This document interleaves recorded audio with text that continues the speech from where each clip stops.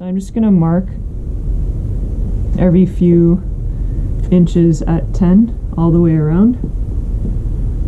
The more markings you make, the easier it's going to be to draw a line all the way around at the same level. And then just draw it around.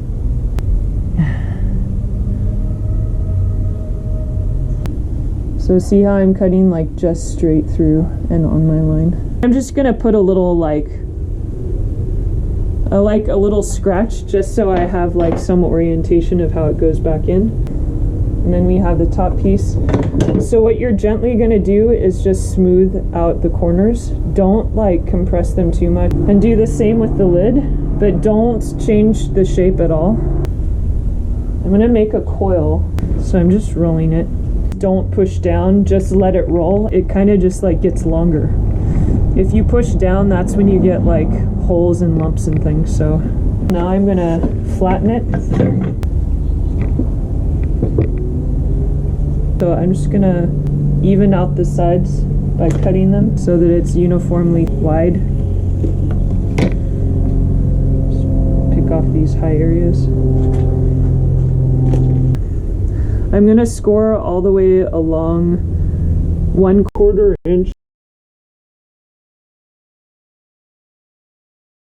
Then we do the 1/4 inch of the top. On just the inside, try not to mess up this lip at all because it needs to match the other side. And also cradle the back side of your clay with your hand because then it won't extend out too. It likes to expand. So I'm basically adding a slab to the inside of this. That's basically what the whole purpose of this is. A flange just basically keeps your top of your jar from falling off. So then I'm gonna start putting it on, just gently squeezing just a little bit, but not so much that I'm going to squeeze the outer wall into the flange. Imagine you're trying to pick up a butterfly and you're holding it by the wing. That's as much pressure as you want right now. I'm gonna cut it off here, get rid of that, and then I'm going to cut this off right about at the same spot.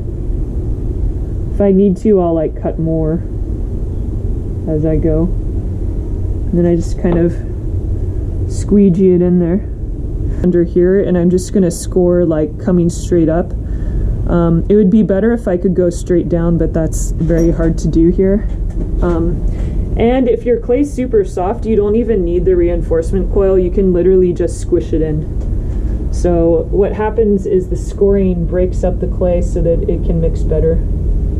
So I'm just kind of gently squeezing that flange and the excess clay lumps that are from the cutting, the tearing of the clay. I'm just being very, very gentle, butterfly wing gentle. And this crack right here, where the two flange pieces join together, I probably should have scored the inside of this crack, but since I can't, I'm just gonna cut pretty deep, like 1/8 of an inch into that, and then I'm just gonna squish the slip down there. I'm gonna hold the wall and then squeeze this clay piece in there and try and like even it out and make it look nice again. I might need to do the same to this outside. Just put a little piece of clay into that right there.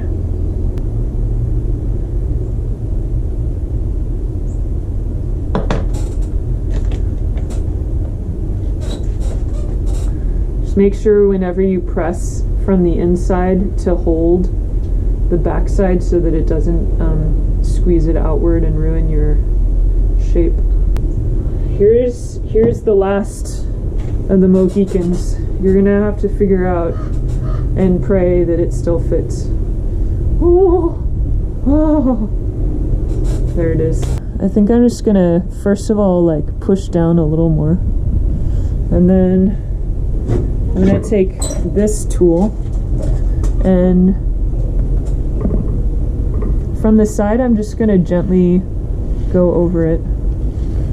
So that's my step 1. And then step 2 might be going over the crack, like zigzagging back and forth, top to bottom at an angle, and then cracking it open just a little bit. And when that happens, sometimes you can get the crack to almost disappear. Now let's see if it comes off. Huh. Perfect. Alright guys, I'm feeling moderately good about this. So when it dries, I'm gonna fix on these cracks and weird crevices and lumps and things that are still present here.